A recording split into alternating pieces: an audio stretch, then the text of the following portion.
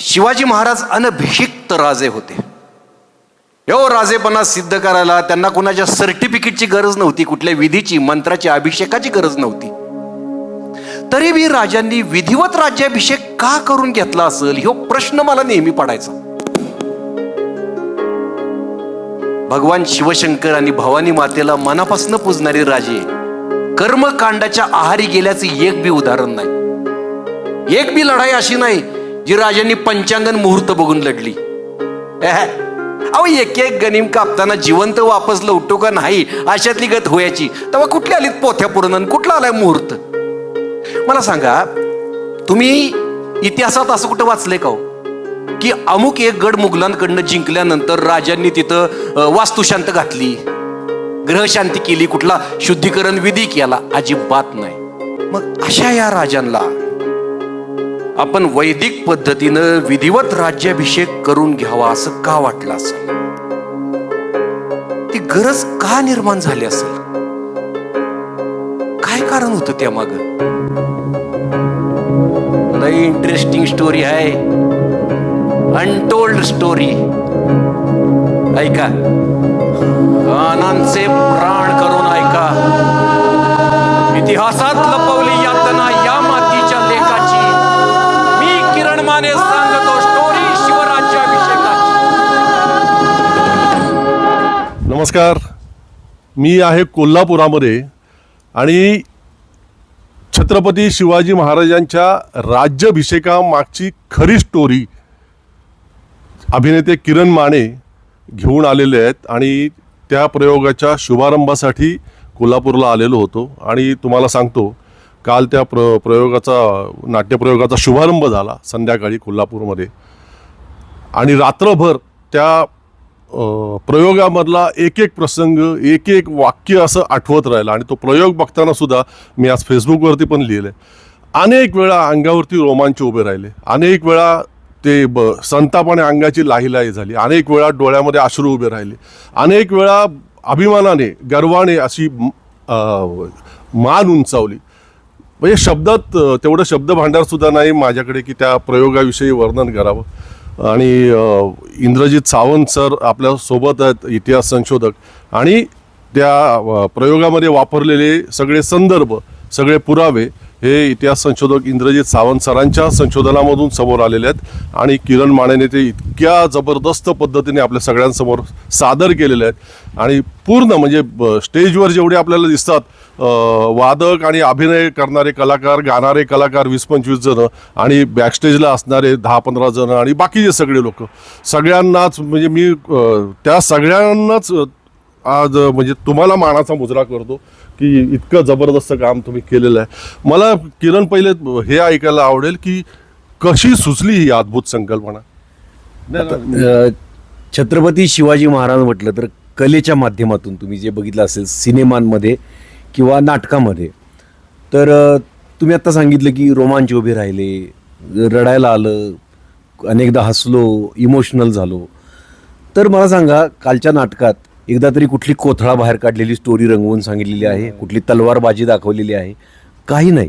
राजांच्या आयुष्यातली एक घटना आहे, साधी घटना आहे, पण त्याच्या मागचं नाट्य आपण उलगडून दाखवलं मनोरंजक पद्धतीनं आणि सत्य कथन केलं, आपण सत्यशोधन केलं. तर मला एक कायम जाणवायचं की छत्रपती शिवाजी महाराजांच्या आयुष्यातल्या फक्त 2-3 घटना, ज्या अफजलखानाचा कोथळा असेल, शाहिस्तेखान असेल, आग्र्याहून सुटका असेल, अशांचीच फक्त पारायणं केली गेलीत आपल्या नाटका सिनेमातून. त्याच्या पलीकडचं अथांग असलेलं शिवचरित्र, समुद्रासारखं अथांग असलेलं शिवचरित्र, छत्रपती शिवाजी महाराजांची संवेदनशील वृत्ती, त्यांची नेमकी महानता कशात आहे तेच दडवून ठेवलं गेलं आहे. आणि मला कळत नव्हतं की ह्या गोष्टी का दडवून ठेवल्यात कलाक्षेत्रात. कला हे सत्यशोधनाचा सगळ्यात प्रभावी मार्ग आहे आणि सर्वसामान्य लोकांपर्यंत पोहोचण्याचा. आणि त्याच माध्यमानं वारंवार असत्य कथनच बऱ्याचदा केलं आहे. या काहीतरी 4-5 घटना घ्यायच्या, त्यात जवळजवळ 95% मसाला भरायचा आणि लोकांसमोर वेगळेच राजे आणायचे. तर त्याच्यापेक्षा खूप अथांग असं राजांचं मन आहे, राजांचा मेंदू आहे, त्याचा शोध घेण्याचा कोणी प्रयत्न करत नाही एखादी सत्य घटना घेऊन. तर मी म्हटलं आपण हे शिवधनुष्य उचलायचं की छत्रपती शिवाजी महाराज असतील, आपले अनेक महामानव आहेत, पण त्यातले छत्रपती शिवाजी महाराजांच्या आयुष्यातल्या अशा घटना घेऊया ज्या आत्तापर्यंत प्रेक्षकांसमोर आलेल्या नाहीत. म्हणजे रंगभूमीच्या इतिहासात काय 100-150 वर्षांचा इतिहास असेल मराठी रंगभूमीचा, त्यात ही घटना आलेलीच नाही आहे. तर त्यातली महत्त्वाची घटना आहे राज्याभिषेकाची, ज्याच्यामुळे जो करवून घेण्यामागचा उद्देश राजांचा काय होता त्यात खूप गोष्टी सामावल्या जातात, की राजांची व्हिजन काय होती महाराष्ट्राबद्दल आणि महाराष्ट्राबद्दल त्यांच्या अपेक्षा काय होत्या. जेव्हा मी इतिहासकार इंद्रजित सावंतांच्याबरोबर या गोष्टींवर बोलायचो, शिवाजी महाराजांच्या अनेक गोष्टींवर, त्यावेळी मला जाणवायचं, आणि मी अनेक इंद्रजित सावंत सर माझे जवळचे मित्र आहेत, इतिहासकार आहेत, आणि त्यांना मी ज्यावेळी सिनेमा नाटकांविषयी विचारायचो तर ते कायम असं व्हायचं की ते म्हणायचे की मी हा बघितला छत्रपती संभाजी महाराजांवरचा सिनेमा, अमुक एक छत्रपती शिवाजी महाराजांवरचा सिनेमा बघितला, अमुक एक नाटक बघितलं, अमुक एक महात्मा फुलेंवरचा, मी अर्ध्यातून उठून आलो, ते म्हणायचे. मग इतिहासकारांना असं का वाटतं की मी अर्ध्यातून उठून काय यावं असं वाटतंय, फक्त मनोरंजक सिनेमा आहे म्हणून त्यांना असं वाटतं की अरे यात खूप असत्य कथन खूप आहे आणि महामानवांचं व्यक्तिमत्व वेगळंच करून काहीतरी इकडे दाखवलं आहे. तर म्हटलं असं नाही, जे इतिहास अभ्यासक आहेत त्यांनाही ते भावलं पाहिजे आणि सर्वसामान्य प्रेक्षकांना ते मनोरंजक वाटत काहीतरी मेंदूला काहीतरी खाद्य पुरवणारं पाहिजे. तर मी ठरवलं की आपला जो काही आत्तापर्यंतचा अनुभव आहे 30-35 वर्षांचा रंगभूमीचा, तो अनुभव पणाला लावून एक अशी नाट्यकृती सुरुवातीला उभी करूया नाटकाचं. कारण एवढी माझी आर्थिक परिस्थिती अशी नव्हती की मी एखादा सिनेमा भव्य दिव्य काढेन, किंवा आपल्या विचारधारेत असं काही नाही की हे घे फंडिंग आणि कर उभं. प्रोपोगंडा फिल्म्सला जसं फंडिंग मिळतं खोटं सांगण्याला, तसं सत्यकथनाला फंडिंग नाही मिळत कधीच, दुर्दैव आहे आपलं. त्यामुळे पण मी म्हटलं नाटक उभं करूया छोट्या बजेटचं. पहिल्यांदा माझ्या डोक्यात आलं की एकपात्री नाटक करायचं. मग इंद्रजित सावंत सरांचा ज्यावेळी सत्कार होता, त्या सत्काराला मला बोलवलं होतं कोल्हापुरात. तिथे मी स्टेजवरच घोषणा केली की राज्याभिषेकावर मी एकपात्री नाटक करणार, इंद्रजित सावंत सर मला मदत करणार आहेत लेखनात. आणि हे करताना मला जाणवायला लागलं की हे एकपात्री आपण करतोय, पण याच्यात इतकं काय आहे नाट्य की हे खरं म्युझिकल खूप छान पद्धतीनं त्याचा म्युझिकल ड्रामा उभा होऊ शकतो आणि सत्यकथन करणारा, त्यात कुठलंही काही लिबर्टी न घेता. लिबर्टी थोडीफार घ्यावी लागते तेवढीच, अगदी त्या ज्या लिबर्टीतून कोणाला हार्म होणार नाही, कुठलं विष पसरवलं जाणार नाही अशी लिबर्टी. आपल्याकडे लिबर्टी कशात घेतली जाते, द्वेष पसरवण्यासाठी लिबर्टी घेतली जाते, पण तसं न करता सुद्धा करता येऊ शकतं. आणि सतत म्हटलं इंद्रजित सावंत सरांचं आपण मार्गदर्शन घेत राहायचं लिखाणाच्या प्रत्येक टप्प्यात, म्हणजे तिथेच सगळे दोष दूर होतील आणि त्यांच्याकडून एक चेक होईल त्याच्यावर. त्यांची दुर्बीण जी आहे इतिहासाची, ती दुर्बीण बारीक सारीक घटना टिपेल. आणि तसंच केलं इंद्रजित सावंत सरांनी. पहिल्या ड्राफ्टपासून छोटे शब्द ते नीट ऐकत होते आणि मग पूर्ण सगळा ड्राफ्ट कंप्लीट झाल्यानंतर माझ्या डोक्यात आलं की हा म्युझिकल शो होऊ शकतो 20-22 कलाकारांना घेऊन. इंद्रजित सावंत सरांच्या दुर्बिणीतून आल्यानंतर मग एकदा डॉक्टर आह साळुंके तात्यांच्या मायक्रोस्कोप खाली हे स्क्रिप्ट गेलं. त्यांनी याच्यावर शिक्का मारला की हे अत्यंत सुंदर झालेलं स्क्रिप्ट आहे आणि 1000, 10,000, 1,00,000 व्याख्यानं जे करू शकणार नाही ती एक कलाकृती करू शकते असं ते म्हणाले. अशी एक कलाकृती करू शकते आणि जे सर्वसामान्य लोकांना. आणि माझं काय, तुम्ही बघत असाल फेसबुकवर किंवा इतर गोष्टीत लिखाण करताना माझा एक उद्देश असतो की सर्वसामान्यांना कळावं हे, की बऱ्याचदा हे ज्ञान अशा पद्धतीने येतं की सर्वसामान्य लोकांना उमगतच नाही की यात नक्की काय म्हणायचं यातून, ते त्यांना कळावं. सर्वसामान्य बहुजन जो आहे, जो कायम भरकटवला जातो अशा गोष्टी, तर तशा पद्धतीने यावं त्यासाठी माझा आटापिटा सगळा होता. सतीश तांदळेसारखा लेखक आला, त्याच्याकडून लेखन करून घेताना दिग्दर्शक विनायक कोळवणकर एक तरुण पिढीचा एक आणला की कारण नाविन्य काहीतरी यावं त्यात, म्हणून आत्ताच्या पिढीला आकर्षित करून घेणारं काहीतरी असावं. संगीताचे फॉर्म निवडताना आम्ही फक्त लोकगीतं न घेता, म्हणजे भारूड, गोंधळ सगळे प्रकार आहेत. भराड नावाचा एक प्रकार आहे, नाथपंथी भराड, जो फक्त नाथासाठी गायला जातो. तो छत्रपती शिवाजी महाराजांसाठी पहिल्यांदा भराड गायलं गेलं, बाण जिवारी लागला ते जे आहे.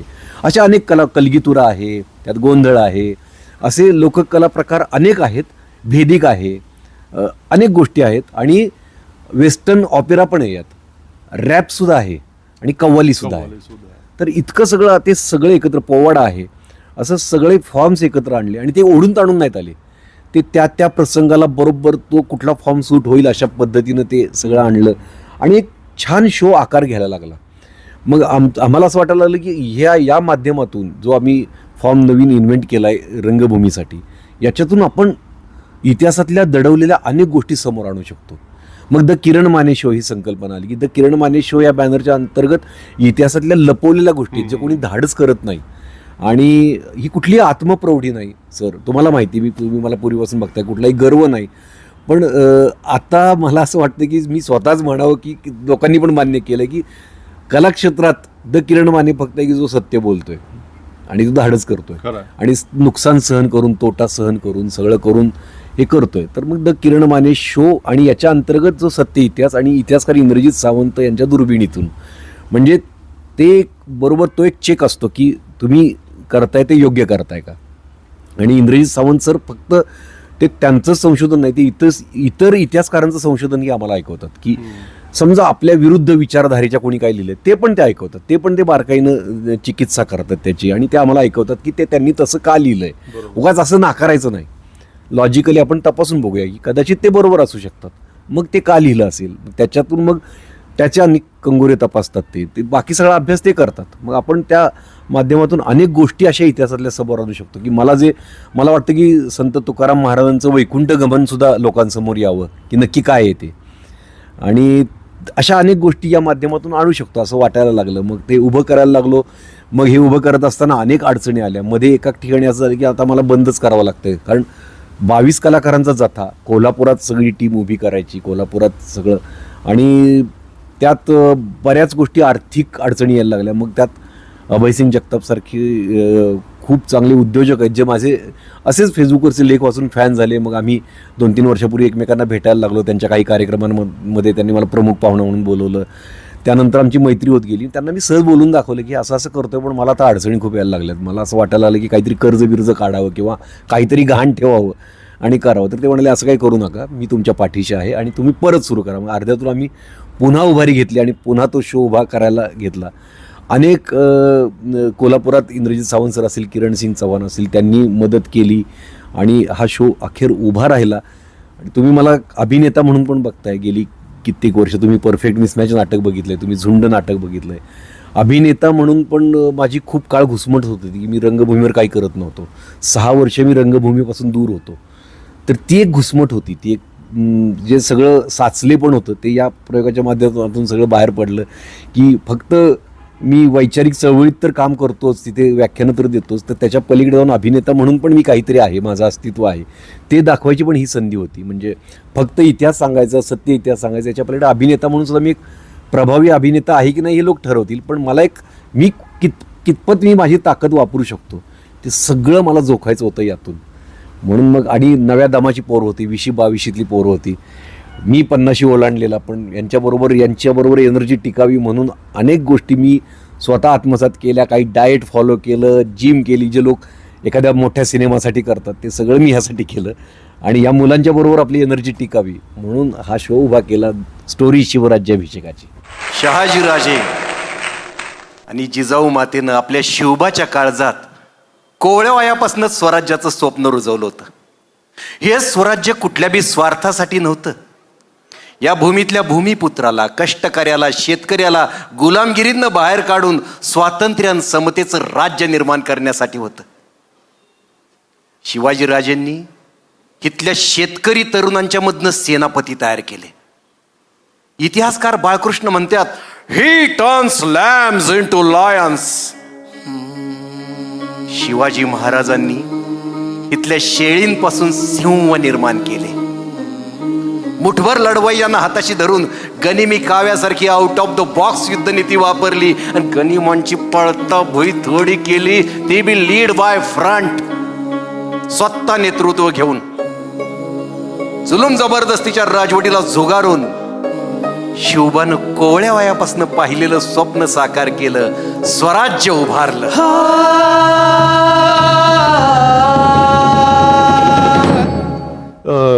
इंद्रजित सर, तो अभिनव शब्दप्रयोग आहे, तुमच्या दुर्बिणीतून, तुमच्या नजरेतून ते सगळं मांडलं गेलेलं आहे. आणि खरोखर म्हणजे तो जो प्रयोग केलेला आहे तुम्ही, किरण आणि तुम्ही आणि सगळ्यांनीच तुम्ही, की प्रत्येक गोष्टीचे संदर्भ आणि प्रत्येक गोष्टीचे पुरावे स्टेजवरच किरण किंवा सहकलाकार आहेत ते सगळ्या लोकांना दाखवतात, ही अतिशय अभिनव कल्पना. हे कसं काय सुचलं? नाही, याच्या पाठीमाग या कल्पना ज्या सगळ्या लढवलेल्या आहेत त्या सगळ्या किरण सरांनी लढवल्या. मी इतिहासाचे कंटेंट देण्याचं काम केलं बरोबर. आणि शिवाजी महाराजांचा इतिहास पोचवण्यासाठी एक सक्षम अभिनेता मिळाला. म्हणजे ह्याच्या अगोदर अनेक सिनेमे झाले शिवाजी महाराजांच्या आपल्या मराठ्यांच्या इतिहासावरचं एकंदरीत, पण नाटकांमधून वेगळ्या पद्धतीनं शिवाजी महाराजांची म्हणजे ती बिहाइंड दी कर्टन म्हणजे जसं म्हणतो नाटकामध्ये पाठीमागची स्टोरी, अनटोल्ड स्टोरी की जी सांगितली गेलेलीच नाही आतापर्यंत, पण जी कागदपत्रात आहे ती रंगमंचावर यावी अशी जी काय इच्छा होती माझी, ती या किरण माने शोमुळं पूर्ण होते. शिवाजी महाराजांचा राज्याभिषेकच्या मुवमेंटमध्ये मी जवळजवळ 97 पासून आहे, म्हणजे 1997 पासून. मग रायगड किल्ल्यावर आम्ही तारखेनुसारचा शिवराज्याभिषेक मध्ये खूप मोठं मी अध्यक्ष म्हणून त्याचं काम केलं. जिथं सिंहासनावर शिवाजी महाराजांची मेघडंबरीच होती, मग तिथं पुतळा बसवण्याचं काम केलं. आणि ती एक चळवळ मोठी, म्हणजे जिथं आम्ही पहिल्यांदा 500 जणच असायचं, आज तिथं जवळजवळ 4-5 लाख लोक तिथं यायला लागलेले आहेत. हे सगळं ट्रान्सफॉर्मेशन बघितलं, पण नुसतं काय व्हायला लागलं की लोक त्या 6 जूनला जाऊन शिवाजी महाराजांच्या प्रतिमेवर अभिषेकच करायला लागले. पण तो अभिषेकाचा नुसता विधी नाही आहे, त्याच्या पाठीमागं ज्या घटना दडलेल्या आहेत, जसं नाटकातून या आपल्या शोमधून सांगितलं जातं, ते कुठंतरी यावं असं वाटत होतं. आणि सर आणि आमच्या एका कार्यक्रमात कोल्हापूरमध्ये आम्ही एकत्र आल्यानंतर स्टेजवर बसल्याच ठरलं की काहीतरी करायचं. मग राज्याभिषेकचा विषय आला, कारण तो आपल्या सगळ्यांचा जिव्हाळ्याचा विषय आहे. आणि मग त्याच्यातले जी काय दडलेली गोष्टी होत्या त्या लोकांसमोर आणायचं ठरलं. आणि माझ्या कल्पनेपेक्षा बाहेर सरांनी ते सगळं विश्व उभं केलं आहे. खरं तर मराठी रंगभूमीमध्ये मला वाटत नाही असा प्रयोग ह्याच्या अगोदर कुणी केला असेल इतिहास सांगण्याचा, आणि तो सत्य इतिहास सांगण्याचा. सगळ्यात महत्त्वाचं काय आहे की ह्याच्यातलं सगळ्यात महत्त्वाचं आहे की आज तुम्ही बघा सगळे कलाकार म्हणजे बहुतांशी लोक कानाही नाहीत, म्हणजे त्यांना पैशासाठी, नावासाठी किंवा एखाद्या वेगळ्या भीतीपोटी जे फॅक्ट माहीत असून सुद्धा लोक दाखवायला तयार नाहीत किंवा सांगायला तयार नाहीत. पण हा एक असा ताकदीचा माणूस कलाकार भेटला की जो फॅक्ट सांगण्यासाठी, सत्य सांगण्यासाठी अनेक गोष्टींचं त्यांनी नुकसान करून घेतलं. म्हणजे करिअरमध्ये पुढं जायच्या इतक्या मौल्यवान संधी असताना त्या टाळून सत्याच्या बाजूनं ठामपणे उभा राहिले. आणि मग अशा व्यक्तींना मदत केली पाहिजे आपण, असं एक इतिहासाचा अभ्यासक म्हणून मला वाटलं. आणि मग ती सुरुवात झाली. शिवाजी महाराजांच्या 6 जूनला त्यांनी सकाळी सूर्योदयाच्या वेळेला 32 मन सिंहासनावर बसले आणि सिंहासनारोहण केलं आणि स्वतःला क्षत्रिय कुलावतंशी राजा शिवछत्रपती अशी बिरुदावली घेतली. तर याच्या पाठीमागं जे काही घडलेलं आहे आणि त्या घडलेल्या घटना आहेत, म्हणजे सरासर त्या ह्याच्यामध्ये आपण सांगतो, पुरावे देऊन सांगतो की शिवाजी महाराजांची 2 वेळा तुला झाली. कशा, म्हणजे शिवाजी महाराजांच्या वजना एवढं एकदा सोनं द्यावं लागलं आणि एकदा वजना एवढी मूर्ती तयार करून ती ब्रह्मवृंदांना दान द्यावी लागली. म्हणजे त्याचं जर बेरीज केली 72 किलो वजन होतं शिवाजी महाराजांचं, तर केलं तर ते 144 किलो सोनं आहे. त्याच्यातून मी असा विचार करायला लागलो की अरे कारण किल्ल्यांच्या बांधणीचे जाप्ते सुद्धा आपल्याकडे उपलब्ध आहेत खर्चाचे, तर ह्याच्यातून किती किल्ले उभे राहिले असते. पण महाराजांनी असं का केलं की एवढे महाराज खूप काटकसरीनं त्यांनी राज्य उभा केलेलं आहे. ते रयतेच्या भाजीच्या देठात सुद्धा हात लावू नये अशी त्यांची भावना असायची. ते लहान सहान गोष्टी तुम्ही बघा, कधीच त्यांनी गॉन्जर, म्हणजे तुम्ही उत्तरेकडे जावा, दक्षिणेकडे जावा, खूप गॉन्जरच्या इमारती आहेत राजा महाराजांच्या. पण शिवाजी राजा हा साधा जसं शेतकरी कष्टातून सगळं उभं करतोय, आपलं शेत पिकवतोय आणि सगळं राज्य, तसं त्यांनी सगळं अत्यंत कष्टातून सगळं उभं केलं. आणि राज्याभिषेकाला असं काय त्यांच्या पुढं असं होतं की त्यांनी इतके सुवर्ण, इतके पैसे, इतकं सगळं खर्च करावं किंवा परत मुंज करून घ्यावी, मग मुंज केल्यानंतर परत लग्न करून घ्यावीत. हे असं काय घडलेलं होतं हे सांगायचं होतं, कारण तो नुसता उत्सवाचा दिवस नाही आहे. त्यावेळेला मराठ्यांच्या साम्राज्याचं सार्वभौमत्व घोषित झालं त्या दिवशी, पण ते करण्यापाठी मागं ज्या भूमिका शिवाजी महाराजांच्या होत्या आणि त्याच्यासाठी शिवाजी महाराजांना ज्या या इथल्या महाराष्ट्रातल्याच सनातनी प्रवृत्तीने कशा पद्धतीनं त्रास दिलेला होता हे सुद्धा आजच्या घडीला जाणून घेणं खूप गरजेचं आहे, कारण आज ती गरज आहे. आज पुन्हा हा त्रास सगळा महाराजांना फक्त या ज्या स्मृती आहेत म्हणजे मनुस्मृती असतील आणि इतर स्मृती आहेत यांची जी काय सर जसं म्हणतात नाटकात की सो कॉल्ड बंधनं आहेत त्या बंधनांमुळे झालेलं आहे. आणि शिवाजी महाराजांसारखा एक महान, त्याला ग्रेटेस्ट जनरल म्हटलं जातं, शिवाजी द ग्रेट म्हटलं जातं, जगविख्यात असा हा राजा, त्यांना अशी ही घटना म्हणजे राज्याभिषेकासारखी का करून घ्यावी वाटली हे सांगणारं हे नाटक आहे. आणि त्याच्या पाठीमागच्या छुप्या जो गोष्टी ठेवलेल्या आहेत, दडवून ठेवलेल्या गोष्टी आहेत आणि त्या सगळ्या कागदपत्रात आहेत. त्या फक्त इतिहास संशोधकांनी त्याला इलिब्रेट जे करायचं म्हणतं ते त्यांनी केलेलं नव्हतं. म्हणजे संशोधकांनी काय केलं की तुला पुरुषदान विधी झाला आणि तो ब्रह्महत्येच्या पातकासाठी होता एवढंच लिहून ठेवलं. पण तो विधी काय, तुला पुरुषदानमध्ये शिवछत्रपतींच्या वजना एवढी सोन्याची मूर्ती दान द्यावी लागली हे सांगितलेलं नाही आहे. हे त्यांनी हे आपलं हा शो सांगतं. त्याच्या पाठीमागं कशा कशा क्षत्रियत्वाच्या अडचणी आणल्या, मग महाराजांना राजपूतत्वाचं कसं एक गनिमिकावा खेळावा लागला आणि मग त्यानंतर मग त्यांनी ते आपण कसं इथल्या मातीतलेच आहोत हे पत्रातूनच सांगितलं त्यांनी. या सगळ्या गोष्टी लोकांपर्यंत जाणं गरजेचं होतं, कारण आज जसा त्यावेळेला महाराजांनी तलवारीच्या जोरावर बुद्धिबळाच्या जोरावर गेलेलं सार्वभौमत्व या भूमिपुत्रांचं परत आणलं तसं आज सुद्धा महाराष्ट्र धर्माचं सार्वभौमत्व धोक्यात आहे असं आम्हा दोघांना वाटलं. आणि म्हणून मग ठरलं की आता आपण इतिहास लोकांसमोर आणला पाहिजे.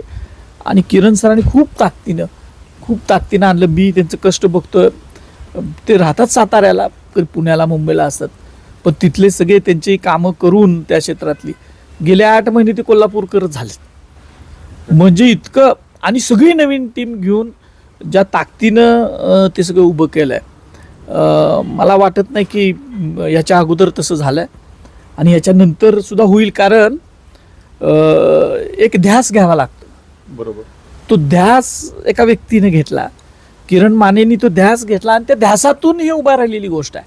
आणि तो ध्यास फक्त मला प्रमोट करायचा आहे, मला असं करायचं आहे, मला पैसे मिळवाय असं नाही आहे. मला सत्य इतिहास सांगायचा आहे, आपल्या शिवबाचा, आमच्या शिवरायांचा सत्य इतिहास सांगायचा. ही जी काही बेंबीच्या देटापासण्याची आज त्यांच्याकडे होती आणि त्यातून ते उभं राहिलं आणि खूप सक्षमपणे उभं राहिलं.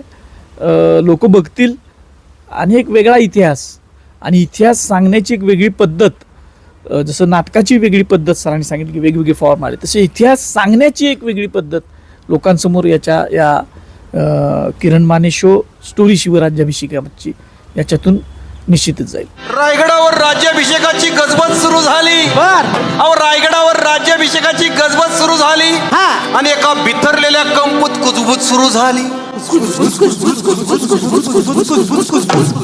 कुजबुज म्हणजे काय ते सांगा. अगं, गोरगरीब रयतेचं चांगलं चाललेलं बघून काही जणांच्या पोटात होती ती मळमळ आणि मग ते एकमेकांच्या कानाला लागून त्या आनंदात विष घालवायचं कट कारस्थान रस्त्यात का नाही, त्याला म्हणतात कुजबूज. म्हणजे कुजबुज गँग म्हणा की राव. अशी ही पिलावर तवापासून हाय वय. हा मग वा, त्यांना सांगा इतिहासाच्या पानावर ह्या कुजबूज गँगचं कपटन घातपात सापडेल तुम्हासनी. काळ अतिशय अवघड आलेला आहे. त्यांनी उल्लेख केला या काळामध्ये ही कलाकृती येणं गरजेचं होतं. परंतु आपण बघतो की इतिहासाचा विपर्यास सुरू आहे. शैक्षणिक अभ्यासक्रमांमधला सिलेबस बदलला जातोय आणि पुराणातल्या सगळ्या कथा बिथा अभ्यासक्रमात आणल्या जातात. विज्ञान दूर सारलं जात आहे. मोगलकालीन इतिहासच वगळण्याचे प्रकार झालेले आहेत. आपण बघतो की ITI सारख्या नाशिकला तिथे पौराहित्य प्रशिक्षण वर्ग सुरू झालेले.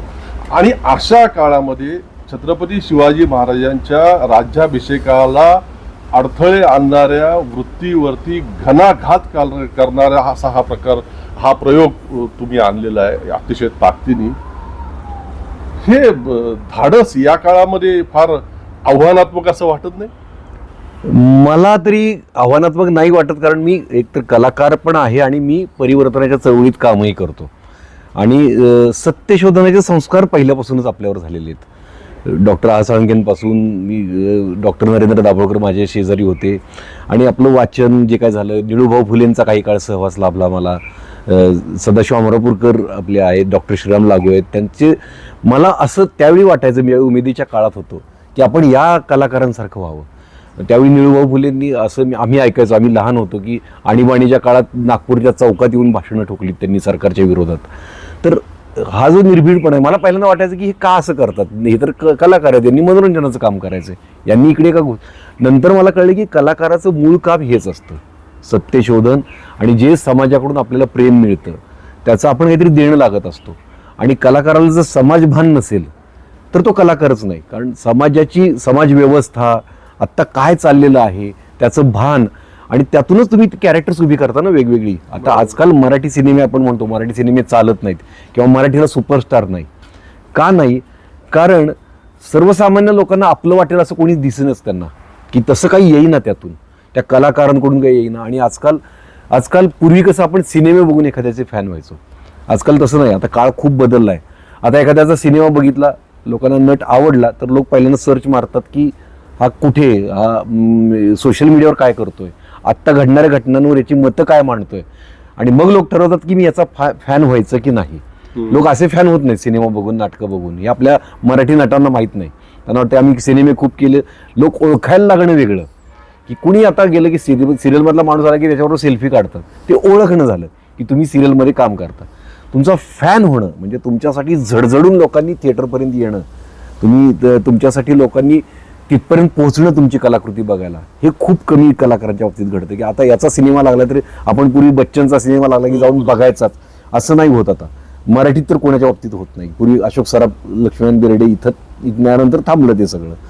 तर ते आजकाल पूर्ण व्यक्तिमत्व, समग्र व्यक्तिमत्व लोक बघतात, की तुझे विचार काय आहेत. मग कितीही तो चांगला नट असू दे, त्याला नाकारतात विचार जर आवडले नाहीत तर. आणि एखादा बरा नट आहे पण तो विचार चांगले तर त्याला डोक्यावर घेतात. तर असं जे सगळं आत्ता, आणि आजकाल भोवताल इतका नाचलेला आहे, इतका विषारी आहे, त्याच्याविषयी काही किती बोलू तेवढं कमी आहे. त्या काळात तर ही अस्वस्थता, लोकांची अस्वस्थता वाढते की हे घडल्यानंतर अमुक एक कलाकार का बोलत नाही, किंवा जेव्हा एखाद्या लहान मुलीवर बलात्कार होतो तेव्हा कलाकार गप्प बसतात, आणि तोच कलाकार नंतर शिवाजी महाराजांच्यावर कलाकृती करतो. अरे मग ते लोकांना कन्व्हिन्सच होत नाही. ते तू छत्रपती शिवाजी महाराज, तू एखाद्या मुलीवर बलात्कार झाल्यानंतर तू एका शब्दानं बोलायचं धाडच करत नाहीस, आणि मग तू छत्रपती शिवाजी, तुला कोणी बघायलाच येणार नाही ना. असंच होतंय आजकाल. ह्या गोष्टींमुळे लोक समग्र व्यक्तिमत्व बघतात. आणि मला स्वतःला असं वाटतं की मी ज्यावेळी परिवर्तनाच्या चळवळीत जातो की हे बोलायचं धाडच कोणीतरी केलं पाहिजे. नुकसान होतं की आता त्या लोकांचा एक विशिष्ट कंपू आहे, त्या कंपूत ते तुम्हाला घेत नाहीत किंवा तुमचा उदो करत नाहीत. त्यांच्या कंपूत तुम्ही गेलं ना, तुम्ही जरी सुमार दर्जाचे असला तरी ते इतका उदो करतात की आपल्याला ऐकून त्या गोबेल्स प्रमाणे आपल्याला तो नट श्रेष्ठ वाटायला लागतो. पण आपला ते उदो करत नाही. कितीही मोठं काम करा, कितीही चांगलं काम करा, रोजचा संघर्ष तुम्हाला करायला लावतात ते. किरण माने ना, हा बरा नट आहे असं करतात. पण ते तुमचा तेवढा उदो करत नाहीत. किंवा मी म्हणजे माझ्या 30 वर्षाच्या कारकिर्दीत पहिल्यांदा माझी स्तुती ऐकतोय तुमच्याकडून. एवढी स्तुती सुद्धा कोण करत नाही. की बरीच अशी याच्यापेक्षा खूप चॅलेंजिंग नाटकं मी केलेली आहेत. जयंत पवारांनी एका माझ्या नाटकाला हेडलाईनच दिली होती, एक भक्कम नट मिळाला अशी त्यांनी हेडलाईन दिली होती जयंत पवारांनी. पण त्यानंतर असं कोणी हे केलं नाही. तर ते मला एक कळलं की, पण मी म्हटलं की काय ह्यांच्या आपण कंपूच्या का आहारी जायचं, नको म्हणू देत आपल्याला. आपण आपलं काम करत राहायचं नेटानं, आपण आपलं करत राहायचं. काही जणांना कळेल तेवढं मला बास आहे.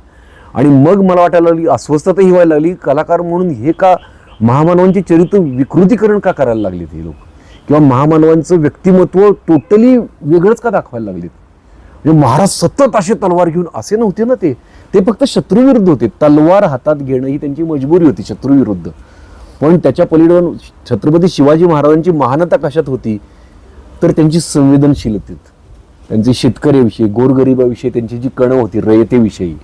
मी जसं म्हणलं की रयतेला धाकट्या बाळासारखं त्यांनी सांभाळलं होतं. रयतेच्या भाजीच्या देठालाही धक्का लावू नका, त्यांच्या झाडांची काळजी घेतली, त्यांच्या संपत्तीची काळजी घेतली. हे शिवाजी महाराज कधीच कुठल्या सिनेमात समोर आले नाही. पण मग तेच आहे ना की ज्या पद्धतीचे शिवाजी महाराज यांना लोकांसमोर आणण्याचा प्रयत्न सातत्याने या मंडळींचा सुरू आहे, त्याला प्रचंड छेद देण्याचं काम ही तुमची नाट्यकृती करते. आणि मग आता या वातावरणामध्ये संपूर्ण सगळ्या सिस्टीम त्यांच्या हातात गेल्यानंतर या नाटकाच्या विरुद्ध काहूर उठवलं जाईल, या नाटकावर बंदी आणण्याचे प्रयत्न केले जातील, आणि हे इतकं मोठ्या प्रयत्नाने मोठ्या इतक्या प्रचंड इन्व्हेस्टमेंटने उभे राहिलेली नाट्यकृतीवरती काही धोका घोंगावेल याची भीती वाटत नाही? मला नाही भीती वाटत. बघू ना, जे होईल ते आपण, शेवटी लढवयाची वृत्ती आपली. या महामानवांकडून आपण काय घेतलं? आता तुम्ही काल बघितलं की महाराजांना पण माहित होतं की राज्याभिषेक करायचा आपण निर्णय घेतल्यानंतर काय काय होणार आहे पुढे, पण त्यांनी त्याच्यावर मात करत करत करत राज्याभिषेक करवून घेतला. आणि नंतर तो कशासाठी करवून घेतला तर याच वृत्तीवर पुन्हा त्यांनी पकड मिळवली, त्यांना काबूत आणलं, लगाम घातला त्यांना. तर आपण सुद्धा ते स्वप्न बघायला काय हरकत आहे? आपण जर त्यांच्यापासून प्रेरणा घेतोय की नाही छत्रपती शिवाजी महाराज होणार आणि आपण फक्त अभिषेक करून पूजा करायचीच नाही, त्यांच्यापासून काहीतरी वृत्ती घेऊया ना, आपण लढूया.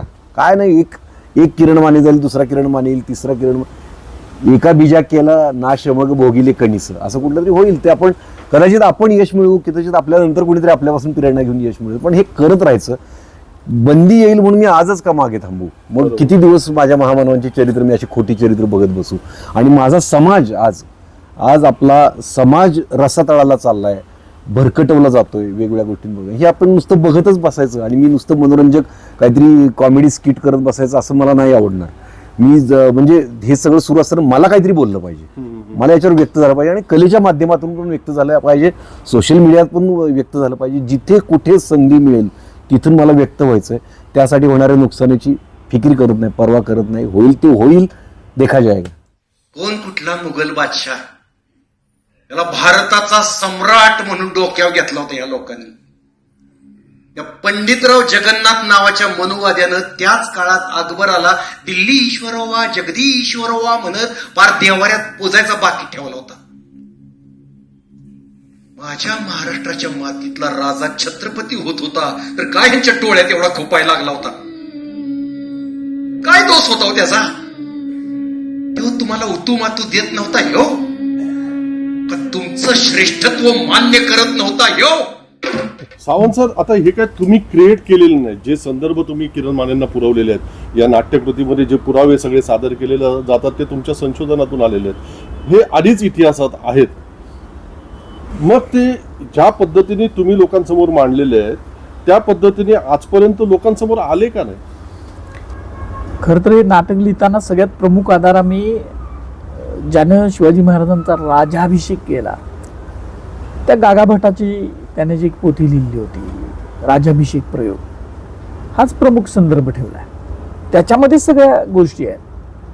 आणि समकालीन मग ब्रिटिशांची आणि समकालीन जी रायगडवर होती त्यांची कागदपत्र आम्ही वापरलेले आहेत. आणि मग हे आणलं का नाही तर इतिहासाचे पानं गिळून टाकायची, नष्ट करायचं, आणि त्याच्यातून खरा इतिहास लोकांपर्यंत पोचवू न देण्याचं हे खूप सनातनी षडयंत्र आहे. खोटं लोकांच्या उभींब व्हायचं वारंवार. पहिल्यांदा एखाद्या त्या महापुरुषाचं बदनामी करायची, जसं शंभूराजांची बघा तुम्ही, किती वर्ष बदनामी केली, आणि तीच लोक आता संभाजी महाराजांना डोक्यावर घेऊन नाचायला लागले का? तर सत्य इतिहास लोकांसमोर आणला गेला, म्हणजे त्या असत्याला तोडून मोडून सत्य ठामपणे उभं राहिलं शंभूरांच्या इतिहास त्या डोक्यावर घेऊन.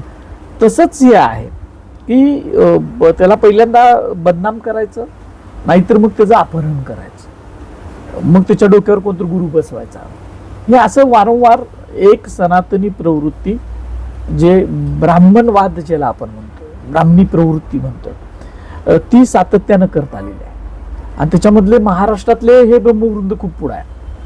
आणि त्यांना बहुजन समाजातल्या लोकांनी येऊन हा इतिहास सांगायचा प्रयत्न केला तर ते नाकारतात. ते सांगल तोच इतिहास असं सगळ्यांनी मान्य केलं पाहिजे असं वाटतं त्यांना. पण इतिहासात घडलेल्या घटना जशाच्या तशा ज्यावेळेला आपण लोकांसमोर मांडतो, त्याच्यात काहीही पोलरायझेशन प्रदूषित न करता त्या लोकांना ते पटतात. शंभू चरित्र हे त्याचं उदाहरण आहे. बरोबर. आत्ता सुद्धा हे जे दडवून ठेवलेल्या राज्याभिषेकाच्या पाठीमागच्या सगळ्या गोष्टी आहेत त्या लोकांना 100% पटणार आहेत. कारण आम्ही इंद्रजित सावंत स्वतःच्या घरातनं काहीतरी लिहून आणून नाही दाखवत, तेच मी म्हणतो बरोबर. किंवा किरण माने सर स्वतःच्या मनाचं त्याच्यात काय नाही सांगत. त्यावेळेला जे जे लोक होती त्यांनी ज्या नोंदी करून ठेवलेल्या आहेत आणि इतिहासाच्या विश्लेषणाचं एक शास्त्र आहे ज्याला हिस्ट्रिओग्राफी म्हणतात, त्याच्या त्या कसोटीस तावून सुलाखून ज्या गोष्टी बाहेर आलेल्या आहेत अशाच गोष्टी याच्यामध्ये मांडलेल्या आहेत. नाहीतर जशा एकांगी वेगळ्या गोष्टी सांगितल्या जातात तशा त्याच्या विरुद्ध सुद्धा आहेत. म्हणजे तुम्ही एक साधं उदाहरण एक सांगतो राज्याभिषेकाचंच, की गणेश बाबाजी जाधव म्हणून कदम, गणेश कदम म्हणून वकील होते शाहू काळामध्ये, त्यांनी राज्याभिषेक एक भन्नाट स्टोरी सांगून ठेवले. ती आम्ही आणत नाही ना, कारण आम्हालाच कन्व्हिन्स होत नाही. म्हणजे त्यांनी असं सांगितलं, ते आहे बघा ते सत्यशोधकच्या विशेषांकात ती स्टोरी छापलेली आहे. त्याच्यामध्ये तिने असं म्हटलं की मग त्यांनी कुठल्या तर एका बकरीचा आधार घेऊन असं सांगितलं की त्यावेळेला हजारो ब्राह्मण शिवाजी महाराजांच्या सिंहासनाच्या रोहणाच्या मध्ये पडले, मग गोळ्या घातल्या त्यांना आणि मग महाराज त्यांच्यावरून गेले असं सांगितलंय. पण असं आम्ही घेत नाही ना, जे फॅक्ट आहे तेच घेतो, कारण आम्हाला इतिहासाचं प्रदूषण करायचं नाही आहे, उलट ती शुद्धीकरण त्याचं जेवढं होईल तेवढं सांगायचं आहे. म्हणजे अशा अनेक गोष्टी आहेत. म्हणजे तुम्ही हसाल आणि तुम्ही चकित व्हाल की अरे हे कुठनं, अशी कल्पना सुद्धा होऊ शकते का. म्हणजे त्या सगळ्या तुझी बुक्की तर माझी लात या न्यायानं आलेल्या ज्या गोष्टी आहेत त्या आम्ही नाही घेतलेल्या. फक्त ज्या संदर्भ साधनातल्या आहेत, वासी बेंद्रेंसारख्या चांगल्या दर्जेदार संशोधकानं जे काय कोट करून ठेवलेले आहेत, प्रोफेसर बाळकृष्णनी कोट करून ठेवलेले आहेत, केळुसकर गुरुजींनी जे कोट करून ठेवलेले आहेत, अशा गोष्टीच आम्ही घेतल्यात. आणि सगळ्यात महत्त्वाचं म्हणजे तो गागा भटाने लिहिला राज्याभिषेक प्रयोग. मग ते सगळंच घेतलेलं नाही आहे सरांनी. माझी तर इच्छा आहे ते सगळं यावं त्याच्यात. ते जरासं संवेदनशीलतेनं एकदमच समाजाच्या धारणा बिघडू नयेत अशा पद्धतीनं काळजीपूर्वक मांडायचा प्रयत्न त्यांनी केला. ही गोष्ट आहे भूमिपुत्रांची.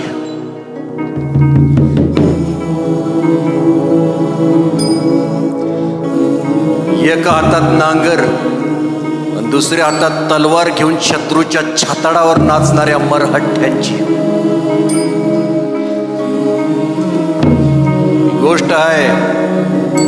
महाराष्ट्राच्या थळपांढरीतल्या हजारो मावळ्यांच्या स्वाभिमानाची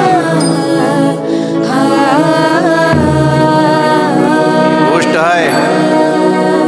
भगव्याच्या सावलीत 18 पगड जातींना सामावून घेणाऱ्या महाराष्ट्र धर्माची.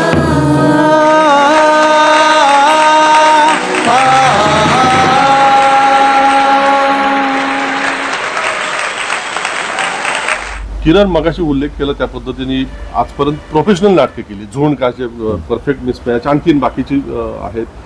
TV सिरियल केल्या, मराठी सिनेमे केले, हिंदी सिनेमे झाले, त्याच्यानंतर बिग बॉस सारख्या तू अंतिम फेरीपर्यंत होता. म्हणजे लोकांच्या दृष्टीने तूच विजेता होतास. ते जाऊ दे, बाकीचं राजकारण ते आणि हे याच्यामध्ये जमीन आसमानाचा फरक आहे. हे जे काही काल आम्ही अनुभवलं ती अनुभूती अजून सुद्धा म्हणजे विलक्षण आहे ते. आणि सगळे सहकलाकार आहेत, 25-30 जण ते प्रेझेंटेशनमध्ये दिसत आहेत, परंतु सगळ्या अवलंबून डोलारा तो तुझ्यावरती. प्रचंड एनर्जी आम्हाला काल दिसत होती की कुठून या माणसाने इतका स्टॅमिना आणला आणि कुठून इतकी एनर्जी आणलेली आहे, कसं काय शक्य केलंय. नाही, ते अभिनयाची एक तुम्हाला म्हणतो ती आवड आहे ना, किंवा अभिनयाचा जो ध्यास आहे तो तुम्हाला ती एनर्जी देतोच. म्हणजे मी काय, माझं वय काय झालं आता, आपण कितीतरी मोठे मोठे कलाकार बघतो. निळूभाऊ शेवटपर्यंत काम करत होते. अगदी मी बघत होतो त्यांना की अगदी 80-85च्या पुढे गेले होते तेव्हा आम्ही पांढर सिनेमात त्यांच्यावरून काम केलं होतं. त्या बांधावरून पळत सुटायची, आम्हाला भीती वाटायची. भाऊंचा तोल गेला की इतके वयोवृद्ध झाले होते तरी ते काम करत होते.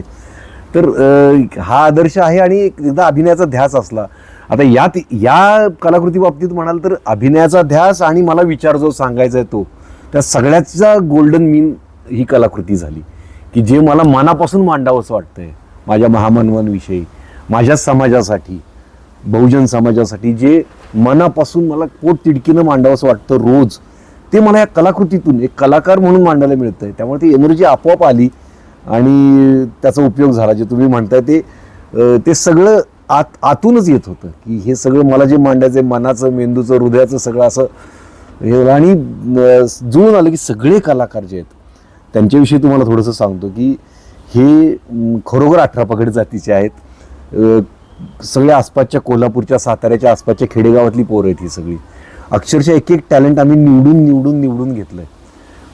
जसा तुम्ही कव्वाली तुम्हाला खूप आवडली, तो सूरज कांबळे नावाचा मुलगा आहे. तो तिटवे नावाचं गाव आहे बावड्याजवळ, त्या खेडेगावातलं. एक तुळजारपूर नावाच्या गावातला पोरगा आहे. आपल्या शाहीर पृथ्वीराज माळी, तो कागलचा आहे. किंवा समीक्षा जाधव नावाची मुलगी आहे, ती साताऱ्याची आहे. अश्विनी तेली, रोहिणी तेली या हुपरीच्या मुली आहेत. अशा वेगवेगळ्या ठिकाणचं, म्हणजे अगदी एक संबळवाला, एक डोलकीवाला असेल. संबळ वाजवलं तरी अंगावर शहारे मातीतली पोरं आहेत ती म्हणजे रग जी म्हणतो ना आपण, रग, त्यांच्या अंगात रग आहे. आणि विशेष म्हणजे त्यांना सगळ्यांनी मी हा विषय सांगितला आधी, म्हटलं तुम्हाला भावलं तर काम करा. म्हणजे ते ज्यावेळी पहिल्या वाचनातच मुलं रडायला लागली की आम्हाला माहित नव्हतं आपल्या राजांना एवढा त्रास झालाय. आणि तिथंच मी कन्व्हिन्स झालो की ही मुलं करणार, चांगलं करणार, कारण त्यांना आधी विषय कन्व्हिन्स झाला. म्हणजे मला वाटतं संबळ वाजवायचं असं नाही, त्यावेळी राजांची मनस्थिती काय ना, ती रग त्या संबळमध्ये येत होती, तो राग ते सगळं त्या संबळात येत होतं. म्हणजे त्या आम्हाला काय काय सूचना करायची मागे जे वाजवतात ना, हलगीवाला किंवा तो गिटारवाला, की सर इथं हे जे वाक्य आहे ना ते तुम्ही असं घेतलं तर. म्हणलं हा यांचं लक्ष आहे, म्हणजे हे असं आपल्याला सांगतात, म्हणजे यांचं वाक्यावर लक्ष आहे ना, फक्त आपलं गाण्याला वाजवायचं असं नाही. तर अशी सगळी मुलं एकत्र आली. सुमंत कुलकर्णी नावाचा कोल्हापुरातला, ज्याचा आवाज अत्यंत गोड आहे, की तो मुलगा आला. सगळे विचारांनी कन्व्हिन्स झाले. ते अभय हावळ नावाचा मुलगा आहे, तो तर वाद्यही वाजवतो, गायनही करतो, आमची मॅनेजमेंटही बघतो, तो सगळं करतो तो मुलगा, प्रचंड कष्टाळू. असे अनेक मुले, प्रेम भोसले असेल, नितीन आहे, गणेश इंडीकर आहे, आपला निहाल रुकडीकर नावाचा एक मुलगा आहे. ही अशी सगळी 18 पगड जाती, सगळ्या धर्मांची मुलं आहेत यात, असं कुठलं नाही की. आणि जसं शिवरायांचं स्वराज्यानं मावळे, तसं आम्ही छोट्या प्रमाणात एक असं आमचं एक रंगभूमीवरचं एक स्वराज्य, आमचं ऋषिकेश देशमाने आणि श्रीनाथ म्हात्रे हे दोघं संगीतकार, यांनी सगळी गाणी कंपोज केली. आम्ही नव्यानं गाणी लिहून घेतली. रॉक्सन नावाचा रॅपर आहे, जो तुम्हाला माहिती असेल, जो खूप गाजलेला आहे, त्याने एक शिवस्तुतीपर रॅप लिहिलं. नंतर दुर्गेश काळे नावाचा गीतकार आहे, त्यानं बरीच गाणी लिहिली, खूप छान गाणी लिहिली. त्यातला गोंधळ किंवा ते शेवटचं सिंहासनावर बसल्यानंतरचं गीत, कलगीतुरा, ही खूप 2-3. डॉक्टर विनायक पवार नावाचे गीतकार आहेत, जे जालन्याचे प्राध्यापक आहेत. ते शिवाजीराजे शंभूराजे भेटीवरचं ते गाणं आहे, हळूवार गाणं, ते त्यांनी लिहिलं. कल्याण उगले नावाचा एक खूप चांगला शाहीर आहे, मुंबईचाच आहे, त्यानं एक गाणं लिहिलं. प्रभाकर मठपती नावाचा एक नवीन मुलगा आहे, त्यानं ते ब्रह्मवृंदाचं गाणं लिहिलं. अशी वेगवेगळी लोक एकत्र आली. सतीश तांदळेने एक गाणं त्यातलं लिहिलं. पृथ्वीराज माळीनं शेवटचा पोवाडा लिहिला. हे सगळं नाटक बघून त्याला पोवाडा सुचला महाराष्ट्र धर्माचा, तो त्यानं लिहिला. तर असे सगळे गीतकार, नव्यानं लिहिलेली गाणी नव्यानं कंपोज केली ऋषिकेशने. आणि वेशभूषा आपला हा प्रथमेश महाडिक कोल्हापूरचा, त्यानं केली. रंगभूषा उल्लेश खंदारेनं केली. साऊंड सिस्टीम चंद्रसेन सव्वाशे. आता हे सगळे जे आलेत ना, आता साऊंड सिस्टीम करणार चंद्रसेन आहे, तो खूप मोठमोठ्या कॉन्सर्टनं साऊंड सिस्टीम करतो. तो इतका बिझी आहे ना की त्याला आम्हाला वेळ एक किंवा 2 दिवस तो वेळ देऊ शकला, इतका बिझी येतो. त्यानं ज्यावेळी पहिल्यांदा हे नाटक बघितलं, त्याच्याकडे वेळ खूप कमी होता. तो म्हणाला मी थोडा वेळ येऊन जातो. 15 मिनिटासाठी आला, अर्धा तास त्यानं बघितलं आणि तो त्याच्या कामासाठी गेला. तिथून फोन आला की हे नाटक मी करणार आहे, आर्थिक ते सगळं नंतर बघू, हे नाटक मला करायचं, माझ्या आयुष्यात मला हे काम करायचं. नाही, स्वतः उभारला तो. स्वतः उभारला आणि तो प्रचंड इन्व्हॉल्व आहे या नाटकात. काल सुद्धा मला म्हणत होता की मला हे माझं इतर प्रोफेशनल कामं वेगळी, हे करताना मला काहीतरी आत्मिक समाधान मिळतंय. जसं लाईट्सवाला पण निखिल मारणे, त्यानं लाईट डिझाईन केली, तो पण बोलतोय मला काहीतरी समाधान मिळतंय. त्यांना आधी फोक आख्यांचं लाईटिंग केलं, तो लाईट आमच्या लाईट्स डिझाईन केलं. त्याचा पण फोन की आर्थिक बाबतीत तुम्हाला काही पटलं नाही पटलं तरी तुम्ही मला परत फोन करा, मला करायचंय. मला बाकी काही माहित नाही, मला करायचं, असं सगळ्यांचं म्हणणं पडलं. आता गिटारिस्ट काल तुम्ही एक बघितला, तो अगदी 2 दिवसापूर्वी आला. तो गिटारिस्ट मोठमोठे रॉक बँड वाजवतो. तो पण म्हणाला की मी खूप कार्यक्रम केलेत, पण ह्या कार्यक्रमासारखा कार्यक्रम मी कुठलाच नाही केला. असे सगळे आशय विषय समजून घेऊन एकत्र आलेली मुलं, हे सगळ्यांचं यश आहे. म्हणजे माझं एकटं, ही एनर्जी मला ह्या सगळ्यांनी दिली. ती एनर्जी आणखीन मिळते की अरे ह्या सगळ्यांना पटतंय, हे सगळं विषय पटतोय, हे खूप महत्वाचं आहे. खरं आहे. म्हणजे हे ज्यावेळेला मी नथुराम गोडसे बोलतोय, शरद पोंक्षे वगैरे हे मंडळी सादर करतात, त्यानंतर अनेक त्याच पद्धतीचे प्रयोग रंगमंचावर जेव्हा सादर होतात, त्यावेळेला आतून मनातून आपल्यासारख्या तमाम सुजाण नागरिकांना वाटत राहतं की या असल्या प्रोपगंडा कृतींना प्रतिउत्तर सुद्धा त्याच माध्यमातून दिलं गेलं पाहिजे. आणि मला असं वाटतं किरण माने शो किरण माने जे घेऊन आलाय, ज्याच्या पाठीमागे इंद्रजित सरांचं संशोधन आहे, आणि हे भक्कम एक पाऊल आहे. आणि ह्याचे प्रयोग सगळीकडे मी वारंवार जे सांगतोय की मी प्रयोग बघून 12 तास होऊन गेलेत, अजूनही मी त्याच्यातून बाहेर नाही पडू शकलेलो. आणि हा अनुभव तुम्हाला प्रत्येकाला हा द किरण माने शो आणि स्टोरी छत्रपती शिवाजी महाराजांच्या राज्याभिषेकाची हे पाहताना तुम्हाला याची प्रत्येकाची माझ्या शब्दाची प्रचिती आहे. धन्यवाद किरण. आज प्रयोग आहे, उद्या प्रयोग आहे, तरी त्यातून वेळ काढून तुम्ही वेळ दिलेला आहे, मी आपला आभारी आहे. धन्यवाद. खूप खूप आभारी आहे. तुमचं युट्यूब चॅनल खूप फेमस आहे महाराष्ट्रभर आणि या माध्यमातून लोकांपर्यंत हे पोहोचावं हीच अपेक्षा. धन्यवाद. खूप आभारी आहे.